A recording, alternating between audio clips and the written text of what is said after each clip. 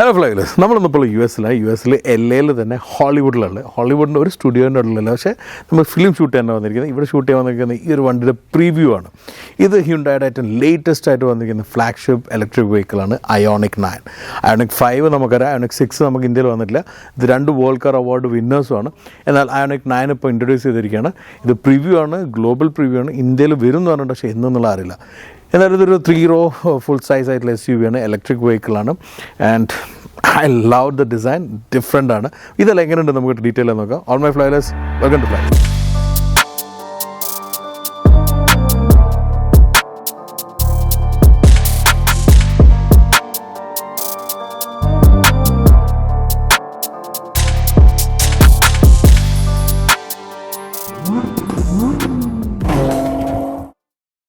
ഈ പുതിയ ഹ്യുണ്ടായിക്കെല്ലാം തന്നെ അവർ ഹ്യുണ്ടായി ഫിലോസഫിയാണ് ഡിസൈനെ കുറിച്ച് പറയാറില്ല. അത് നമുക്ക് റിലവൻ്റ് ആണ്.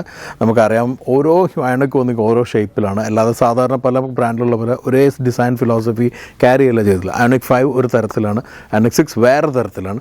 ഇപ്പോൾ Ioniq 9 വന്നിട്ട് വളരെ ഡിഫറെൻ്റ് ആയിട്ടാണ്. പക്ഷേ കുറേ കോമൺ ആയിട്ടുള്ള എലമെൻറ്റ്സ് നമുക്ക് കാണാൻ പറ്റും. അതിലൊന്ന് തന്നെയാണ് പിക്സൽ ലൈറ്റ്. ഈ പിക്സൽ എന്ന് പറയുമ്പോൾ പണ്ട് ഓർമ്മയുണ്ട്, ഫസ്റ്റ് ഇലക്ട്രോണിക്കലി ഗെയിംസ് എല്ലാം വന്ന് ബ്രിക്ക് ഗെയിം മുതൽ മുമ്പോട്ടൊക്കെ പോകുമ്പോൾ എല്ലാം തന്നെ പിക്സലായിട്ട് വന്നത്. പക്ഷേ ഇന്നത്തെ കുട്ടികളും പിക്സലായിട്ട് കണക്റ്റഡ് ആണ്. ഇപ്പോൾ എൻ്റെ മക്കളെ മോനെല്ലാം തന്നെ അതുപോലെ തന്നെ മൈൻഡ് ബ്ലോക്കും എന്താ പറയുക മറ്റേ അങ്ങനത്തെ ഉള്ള ഗെയിംസ് എല്ലാം കളിക്കാറുണ്ട്. അപ്പോൾ അതിലെല്ലാം തന്നെ വന്നിരിക്കുന്ന പിക്സൽ എലമെൻറ്റ് അതിവിടെ നമുക്ക് കാണാം. DRL ആയിട്ട് കണക്ട് ചെയ്ത് നിൽക്കുന്നുണ്ട്. ഇപ്പോൾ പുതിയ ഹ്യുണ്ടായിൽ വന്നിരിക്കുന്ന H എലമെൻറ്റ് ഇവിടെ കാണാം. വേർട്ടിക്കലായിട്ട് ലൈറ്റ്സ് ഉണ്ട്, അതിൽ ലോ ബീം ഹൈ ബീം വന്നിട്ടുണ്ട്. അതെല്ലാം തന്നെ പിക്സൽ രൂപത്തിലാണ്. ഇവിടെ ഉള്ളിൽ ഫുള്ള് പിക്സൽ കൂടിയിട്ടുള്ള ഒരു ഗ്ലാസ് പാനൽ, ഇതാണ് ഫേസ് വന്നിരിക്കുന്നത്. ഇവിടെ റഡാർ കാണാം, താഴെ റഡാറുണ്ട്. പിന്നെ ബമ്പറിൻ്റെ ഒരു എലമെൻറ്റ്സ് കൊള്ളിച്ചിട്ടുണ്ട്. ഹ്യൂജ് ഫേസ് ആണ് വന്നിരിക്കുന്നത്. ഇതിൽ വന്നിരിക്കുന്ന പ്ലാറ്റ്ഫോമിൻ്റെ ഒരു വെച്ച് നോക്കുകയാണെങ്കിൽ ഏറ്റവും എക്സ്റ്റൻഡബിൾ ആയിട്ടുള്ള രീതിയിലാണ് വന്നിരിക്കുന്നത്. ഈ ഒരു പ്ലാറ്റ്ഫോമിൽ ഏറ്റവും വലിയ പ്ലാറ്റ്ഫോം വണ്ടിയായിട്ട് വന്നിരിക്കുന്നതാണ് ഈ Ioniq 9. ഏറ്റവും അധികം നീളം കൂടിയതാണ്. 5.02 മീറ്റേഴ്സ് ലെങ്ത്തും 3.3 മീറ്റേഴ്സ് ലെങ്ത്തുള്ള വീൽ ബേസുമാണ്. ഫസ്റ്റ് നമുക്ക് നോക്കാവുന്ന ഫ്രണ്ടിൽ വന്നിരിക്കുന്ന ആ ഒരു SUV ക്യാരക്ടർ ഒരു സ്ട്രെയിറ്റ് ലൈൻ വന്നിട്ടുണ്ട്. പക്ഷേ വീൽ ആർച്ച് റൗണ്ട് ആക്കിയിട്ടുണ്ട്. അത് എയറോഡൈനാമിക്സ് ഉണ്ട്. പക്ഷേ ആ വീൽ ഫീൽ കിട്ടാൻ വേണ്ടിയിട്ട് ബോക്സിനെസ് കൊടുത്തു. ഇവിടെ സ്പ്ലിറ്റായി നിൽക്കുന്നുണ്ട്. ഇത് ഒരു വേരിയൻ്റാണ്. ഇതിൻ്റെ ടോപ്പ് ആൻഡ് വേരിയൻറ്റിൽ വന്നിരിക്കുന്ന ഫുള്ളും ബോഡി കളറായിട്ടാണ്. അങ്ങനെയുള്ള രീതി വന്നിട്ടുണ്ട്. ഇത് നമുക്കറിയാം അമേരിക്കൻ വെഹിക്കിൾസ് കാണുന്ന ഒരു എലമെൻറ്റാണ്. പിന്നെ ലൈൻസ് ഉണ്ട്, മിനിമം ലൈൻസ് ആണ്, വെരി സ്ട്രെയിറ്റ് ലൈൻ. ബട്ട് ഈ ഒരു ലൈൻ ഇവിടുന്നും A പില്ലർ സ്റ്റാർട്ട് ചെയ്ത് കേർവ് ചെയ്ത് പോകുന്ന റൂഫ് ലൈനാണ്. ഇത് മാക്സിമം ഫ്രണ്ടിലേക്ക് ക്യാബിൻ കൊണ്ടുവരാൻ ശ്രമിച്ചിട്ടുണ്ട്. ഓവർഹാങ് കുറയ്ക്കാൻ സാധിച്ചു. ബാറ്ററി ഇവിടെ ഫിക്സ് ചെയ്യുന്നു. അതുകൊണ്ട് തന്നെ മാക്സിമം സ്പേസ് ഉള്ളിൽ കിട്ടും. 3 row പ്രോപ്പർലി കിട്ടുന്ന പറഞ്ഞില്ല. ഒരു ട്രയാങ്കിൾ ഷേപ്പിൽ വന്നിരിക്കുന്ന വിൻഡോയിൽ തുടങ്ങി വലിയൊരു വിൻഡോ പോർഷൻ ഗ്രീൻ ഹൗസ് ആയിട്ട് നിൽക്കുന്നുണ്ട്. ഇവിടെ കോർണറിൽ കയറി നിൽക്കുന്നു. ഈ ഒരു ക്ലിഞ്ച് ഫോർമേഷൻ രസമായിട്ടുണ്ട്. ഒരു ഫോർമേഷൻ വന്നിട്ട് അതും വീറയിൽ വന്നിട്ട് വീൽ ആർച്ചസ് നമുക്ക് കാണാം. ഇതിൽ വന്നിരിക്കുന്നത് 20 ഇഞ്ചിൻ്റെ വീലാണ്. 21 ഇഞ്ചും ഉണ്ട്, 18 ഉണ്ട്, 19 ഉണ്ട്. ഇതിൽ കുറച്ചുകൂടിയും എയറോഡൈനാമിക് ഒപ്റ്റിമൈസ് ചെയ്തിട്ടുള്ള വീൽ ഡിസൈനാണ്. എന്നാൽ ഇവരെ പ്രീമിയം ആയിട്ട് വന്നിരിക്കുന്ന ജെറ്റ് വിങ്ങിനെ പോലുള്ള രീതിയിലുള്ളൊരു ഡിസൈനാണ്. ബോട്ട് ടെയിലിനാണ് ഈ ഒരു റിയറിന് പറയുന്നത്. ചില ബോട്ടുകളിൽ യോട്ടെല്ലാം പോലത്തെ ബോട്ടിലുള്ള ഷേപ്പാണ്. ഇവിടെ ഫുള്ളും പിക്സൽ എലമെൻറ്റ് കൊടുത്തിട്ടുണ്ട്. അത് ഫുള്ളും ഇല്ലുമിനേറ്റ് ചെയ്യും. ഷാർക്ക് ഫിൻ ആൻറ്റിന പോലെ ആൻറ്റിനെല്ലാം പോയി അതെല്ലാം ഇൻറ്റഗ്രേറ്റ് ചെയ്ത് കുറച്ചുകൂടി എയറോഡൈനാമിക് ആക്കിയിട്ടുണ്ട്. റിയറിൽ വരുമ്പം Ioniq 9 ഒരു ഡിഫറെൻറ്റ് ഫിലോസഫി കാണാം. എന്നാൽ Ioniq ഷേപ്പ് റീറ്റെയിൻഡ് ആണ്. ഇപ്പോൾ നമുക്കിവിടെ തുറന്നു കഴിഞ്ഞാൽ വലിയൊരു ബൂട്ട് സ്പേസ് കാണാൻ പറ്റും. ആക്ച്വലി ഫുൾ ഫോൾഡ് ചെയ്ത് കഴിഞ്ഞാൽ ഏകദേശം 1300ഓളം സ്പേസ് നമുക്ക് ലിറ്ററലായിട്ട് ഇവിടെ ലഭിക്കുന്നുണ്ട്. ഇത് 3rd row ഫോൾഡ് ചെയ്തിട്ടുള്ള രീതിയിലാണ് വന്നിരിക്കുന്നത്. പിന്നെ നമുക്ക് ഫ്രണ്ടിലാണെങ്കിലും ഫ്രണ്ട് ഒരു 80 ലിറ്റർ കിട്ടും. അത് റിയർ വീൽ ഡ്രൈവിലാണ് വന്നിരിക്കുന്നത്. ഇലക്ട്രോണിക് ക്ലോസ് ചെയ്യുന്ന ഡോർസും ലിഡ്സുമാണ് വന്നിരിക്കുന്നത്. സോ മൊത്തത്തിൽ ഡിസൈനെ കുറിച്ച് പറയുമ്പോൾ വളരെ ഡിഫറെൻറ്റ് ഐഡൻറ്റിറ്റി Ioniqന് കൊടുത്തത് അട്രാക്റ്റീവാണ്. ബാക്കിയുള്ള ഡിസൈനിനെ കുറിച്ചുള്ള ബേസിക് നമുക്ക് നോക്കാം.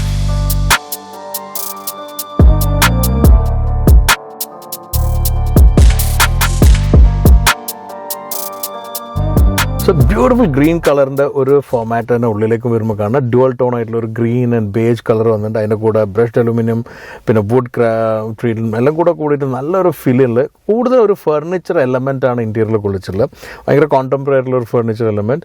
ആക്ച്വലി Ioniq 9 വന്നിരിക്കുന്ന Ioniq വന്നിട്ടുള്ള ഒരു ഡിസൈൻ ഫോമാറ്റാണ്. കേർവ്ഡായി നിൽക്കുന്ന 2 സ്ക്രീന്, സ്റ്റിയറിംഗ് വീലിൽ Ioniq സ്റ്റയറിംഗ് വീൽ വന്നിരിക്കുന്നത്. ഇവിടെയാണ് ഡ്രൈവ് മോഡും സ്റ്റാർട്ട് ബട്ടണെല്ലാം വന്നിരിക്കുന്നത്. ഒരു ഐലൻഡായി നിൽക്കുന്ന രീതിയിലാണ് ഈ ഒരു ഐലൻഡും ഈ ഈ ഒരു സെൻറ്റർ കൺസോളിൽ. ഇപ്പോൾ സെൻറ്റർ കൺസോളിൽ നമുക്ക് ഒരുപാട് എലമെൻറ്റ്സ് കാണാം. മെയിൻലി സ്ക്രീനാണ്, അതുപോലെ തന്നെ സ്വിച്ചസും ബട്ടൺസ് വരുന്നത്, നല്ല നീറ്റിൽ എയർ വെൻറ്റ് ഇൻ്റഗ്രേറ്റ് ചെയ്യുന്നത്.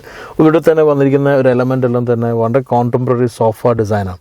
പക്ഷേ ഇതിലൊരു അട്രാക്ഷൻ ഉള്ള പുതിയ ഐലൻഡ് 2.0 ആണ്. 2.0 ഐലൻഡ് നമുക്ക് ഇവിടെ ആക്ച്വലി നമുക്കിവിടെ അഡ്ജസ്റ്റബിൾ ആണ്. ഈ ഒരു വണ്ടിയിലില്ല, കാരണം അത് ഓരോ സ്പെക്ക് അനുസരിച്ച് മാറും. ഇപ്പോൾ ടോപ്പ് ആൻഡ് സ്പെക്കിൽ ഈ ഒരു ഐലൻഡ് ഫുള്ള് നമുക്ക് അഡ്ജസ്റ്റ് ചെയ്യാൻ പറ്റും. അതുപോലെ തന്നെ ഇവിടെ ഓപ്പൺ ചെയ്യാം, അതുപോലെ തന്നെ ബാക്കിൽ നിന്ന് ഓപ്പൺ ചെയ്യാനുള്ള ഓപ്ഷൻ ഉണ്ട്. അതും തന്നെ നമുക്ക് അതിൻ്റെ ഉള്ളിലും തന്നെ കൂളറും അതുപോലെ തന്നെ ഉള്ളിൽ വയ്ക്കാവുന്ന ഒരുപാട് സ്പേസും ഉണ്ട്. കപ്പ് ഹോൾഡർ വരുന്നുണ്ട്, ഇവിടെല്ലാം ബട്ടൺസ് വരുന്നുണ്ട്. ഇവിടെ നമുക്ക് ഫോണും അതുപോലെ തന്നെ അത് ഇൻഡക്ഷൻ ചാർജിങ് ഉണ്ട്, ഇവിടെ എല്ലാം വെക്കാം. സീറ്റാണെങ്കിലും ഇലക്ട്രിക്കലി അഡ്ജസ്റ്റ് ചെയ്യാവുന്ന സീറ്റാണ്. 2 സീറ്റ് ഓപ്ഷൻസ് ഉണ്ട്, 7ഉം 6ഉം ഉണ്ട്. 7ൽ ബാക്കിൽ സെക്കൻഡ് റോയിൽ ബെഞ്ച് സീറ്റാണ് നമുക്ക് ഇവിടെ കിട്ടുന്നത്. അതുപോലെ തന്നെ 6 ആകുമ്പോൾ ക്യാപ്റ്റൻ സീറ്റ് വരും. അതിൽ തന്നെ ടോപ്പ് എൻഡിൽ നമുക്ക് റൊട്ടേറ്റ് ചെയ്യാൻ പറ്റും 90 ഡിഗ്രിയും 180 ഡിഗ്രി ആയിട്ട്. അത് ലീഗലി ഡ്രൈവിങ്ങിന് അലൗഡ് ആണോ എന്ന് എനിക്കറിയില്ല അപ്പം. പക്ഷേ നമുക്ക് ഇരുന്ന് കോൺവെർസേഷനോ കാര്യമെല്ലാം ചെയ്യുമ്പോൾ പറ്റും. അതിന് വെഹിക്കിൾ ടു ലോഡ് പോലത്തെ ഫീച്ചേഴ്സെല്ലാം ഉപയോഗപ്പെടുത്തി നമുക്ക് യൂസ് ചെയ്യാം.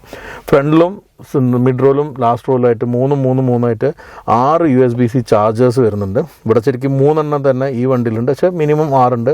10 എയർ ബാഗ് വരുന്നുണ്ട്. ബോസിൻ്റെ സൗണ്ട് സിസ്റ്റം ഉണ്ട്. ഈ സൗണ്ട് സിസ്റ്റം ആണെങ്കിലും ആക്ച്വലി ഇലക്ട്രിക് ആണ്ട് സൗണ്ട് ഒപ്റ്റിമൈസേഷൻ ചെയ്തിട്ട് സൗണ്ട് ക്യാൻസലേഷൻ ചെയ്യുന്നുണ്ട്. അങ്ങനെയുള്ള ഒരുപാട് ഫീച്ചേഴ്സ് ഉണ്ട്. Quality is absolutely amazing.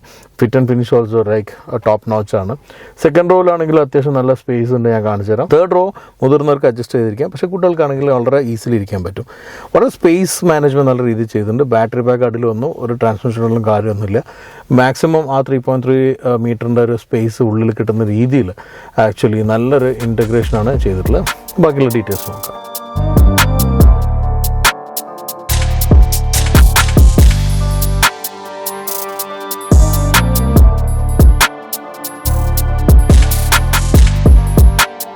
Hyundai ionic 9 2 variance ആണ് വരുന്നത്. ഒന്ന് ലോങ് റേഞ്ചും മറ്റൊന്ന് പെർഫോമൻസാണ്. ഈ ലോങ് റേഞ്ചിൽ തന്നെ 2 വേർഷൻസ് ഉണ്ട്. ഒന്ന് റിയർ വീൽ ഡ്രൈവും ഒന്ന് ഓൾ വീൽ ഡ്രൈവാണ്. പെർഫോമൻസ് വരുന്നത് ഓൾ വീൽ ഡ്രൈവാണ്. റിയർ വീൽ ഡ്രൈവ് എന്ന് പറഞ്ഞാൽ ആകെ സിംഗിൾ മോട്ടറായിട്ടാണ് വരുന്നത്. അത് റിയർ വീലിലാണ് ഫിക്സ് ചെയ്യുന്നത്.